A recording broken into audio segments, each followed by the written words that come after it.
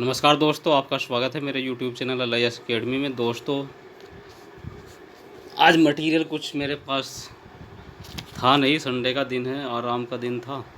सोचा आप लोगों का थोड़ा सा क्लासिफिकेशन से ही रिवीजन कर देते हैं।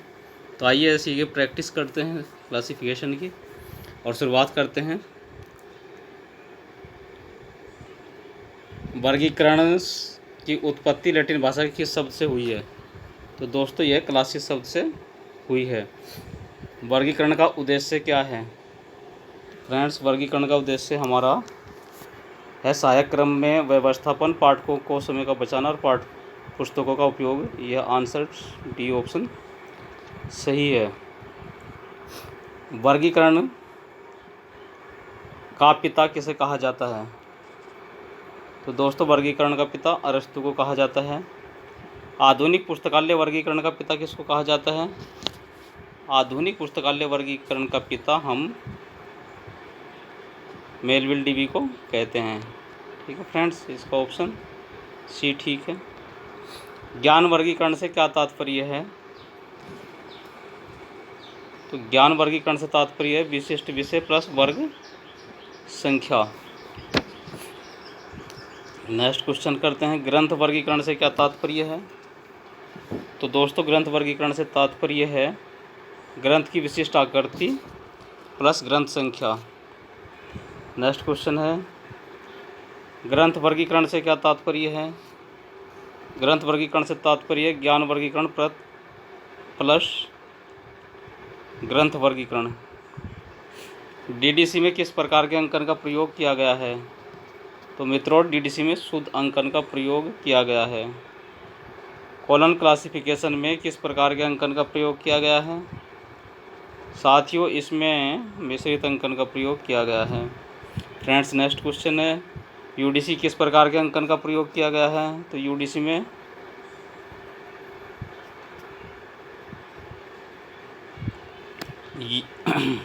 यूडीसी में किस प्रकार के अंकन का प्रयोग किया गया है? तो दोस्तों, मिश्रित अंकन का प्रयोग यूडीसी में किया गया है। नेक्स्ट क्वेश्चन है, डीडीसी में किस प्रकार के अंकन का प्रयोग किया गया है? सॉरी डीडीसी में किस प्रकार के अंकन का या अंक का प्रयोग किया गया है? तो मित्रों, डीडीसी में हमारा 0 to 9 का प्रयोग किया गया है। कॉलन क्लासिफिकेशन में किस प्रकार के अंकन का प्रयोग किया गया है? तो यह 0 to 9 A to Z और स्मॉल a to Z उपरोक्त सभी अंकन का प्रयोग किया गया है। अंकन के कितने प्रकार होते हैं? तो दोस्तों, अंकन 2 प्रकार का होता है। कौन कौन सा? एक होता है शुद्ध और दूसरा होता है मिश्रित अंकन। क्रमांक संख्या के तत्व होते हैं। तो फ्रेंड्स, वर्ग संख्या, बुक संख्या, संग्रह संख्या, ये सभी इसके काल नंबर के पार्ट्स होते हैं। वर्गांक या क्लास नंबर क्या है? पुस्तकों के विशिष्ट विषय के नाम को कृत्रिम भाषा में अनुवाद ही हमारा क्लास नंबर कहलाता है। रंगनाथन के पुस्तक संख्या बुक नंबर के सूत्र के कितने तत्व हैं? तो इसमें 8 तत्व होते हैं। डीडीसी के प्रथम संस्करण का प्रकाशन किस वर्ष हुआ था?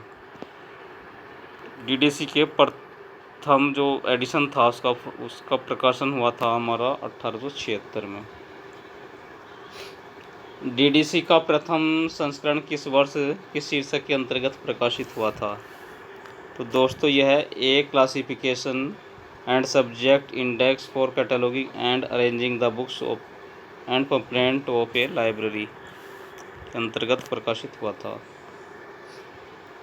डीडीसी का प्रथम संस्करण कितने पृष्ठों में प्रकाशित हुआ था? तो यह है 48 पृष्ठों में प्रकाशित हुआ था। डीडीसी के अब तक कितने संस्करण प्रकाशित हो चुके हैं? तो दोस्तों, डीडीसी के अभी तक हमारे 23 संस्करण प्रकाशित हो चुके हैं अभी तक।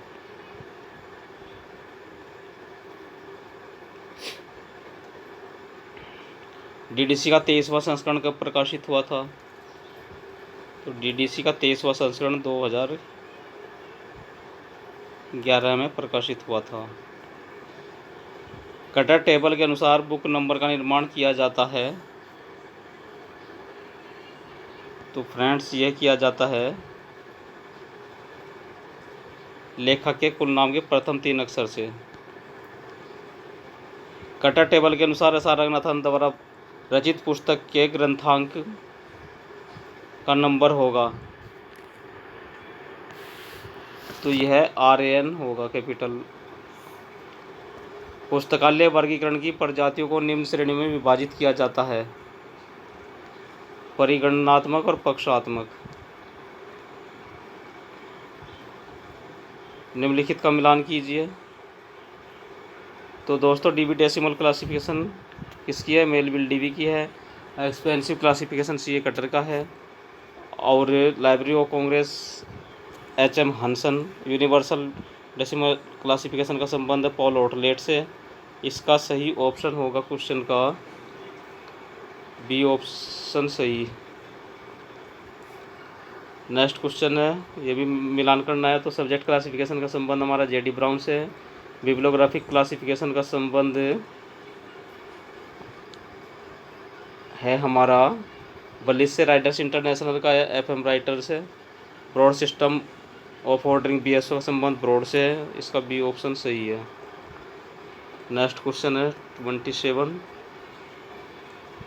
मेलविल डीबी क्लासिफिकेशन DDC का 1876 से संबंध है। Expensive classification 1891। Library of Congress classification 1904। UDC 1905। तो दोस्तों सही ऑप्शन A ऑप्शन सही है। नेक्स्ट क्वेश्चन करते हैं। निम्नलिखित सूचियों का मिलान कीजिए। तो कॉलन क्लासिफिकेशन 1933। बिब्लियोग्राफिक क्लासिफिकेशन का संबंध 1935 से। राइडर इंटरनेशनल क्लासिफिकेशन का संबंध 1978 से है। और ब्रॉड सिस्टम ऑफ ऑर्डरिंग का संबंध 1961 से है। और सही ऑप्शन D ऑप्शन सही है। DDC के 2 खंडों में प्रकाशन किस संस्करण से जुड़ा हुआ है? तो DDC का 2 खंडों में संस्करण 16वें संस्करण से है। DDC का 3 खंडों में प्रकाशन किस संस्करण से शुरू हुआ था? तो दोस्तों यह हमारा 18वें संस्करण से शुरू हुआ था। DDC का 4 खंडों में प्रकाशन किस संस्करण से शुरू हुआ था? तो दोस्तों यह हुआ था हमारा 20वें संस्करण से। DDC के किस संस्करण में टेबल का प्रयोग हुआ है?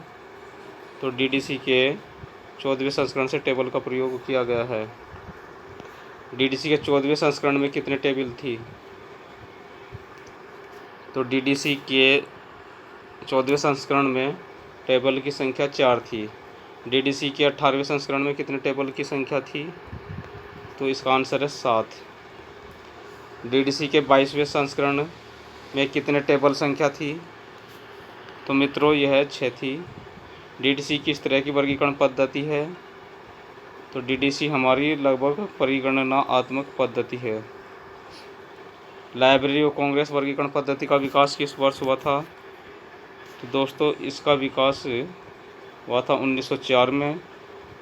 LCC किस तरह की वर्गीकरण पद्धति है? तो दोस्तों यह हमारी शुद्ध परिगणनात्मक पद्धति है। DDC में ज्ञान जगत को मुख्य वर्गों में विभाजित किया जा सकता है। तो यह 000 से लेकर के 0 से लेकर के 999 तक। UDC में ज्ञान जगत को मुख्य वर्गों में विभाजित किया जा सकता है। तो दोस्तों यह 0 to 9। LC में ज्ञान जगत को मुख्य वर्गों में विभाजित किया गया है। तो यह A to Z में किया गया है। 10 का विभाजन डेकाटोमी वर्गीकरण का उदाहरण क्या है? तो यह है हमारा DDC और UDC 10 मेन क्लास में विभाजन है। ऑप्शन C सही है। बहुविभाजन या पोलोटोमी वर्गीकरण पद्धति का उदाहरण है। तो कॉलन क्लासिफिकेशन और LCC ये दोनों बहुविभाजन का उदाहरण है। यूडीसी का विकास किस वर्ष हुआ था? दोस्तों यूडीसी का विकास हुआ था 1905 में। यूडीसी किस तरह की वर्गीकरण पद्धति है? तो यूडीसी हमारी लगभग पक्षात्मक पद्धति है। ऑप्शन डी सही है। यूडीसी का निर्माण किस के द्वारा किया गया है? यह हेनरी ला फाउंटेन और पॉल आउटलेट के द्वारा किया गया है। तो दोस्तों आज ये छोटा सा प्रैक्टिस सेट था आप लोगों के लिए। आशा करता हूँ क्वेश्चन आप लोगों के लिए उपयोगी साबित होंगे और बेसिक क्वेश्चन हैं, अधिकतर कंपटीशन में पूछे जाते हैं। और फ्रेंड्स अगर आपने सब्सक्राइब नहीं किया तो चैनल को सब्सक्राइब कर लीजिए, बेल आइकन को ज़रूर प्रेस कीजिए ताकि सही समय पर नोटिफिकेशन आपको मिलते रहें। नमस्ते दोस्तों।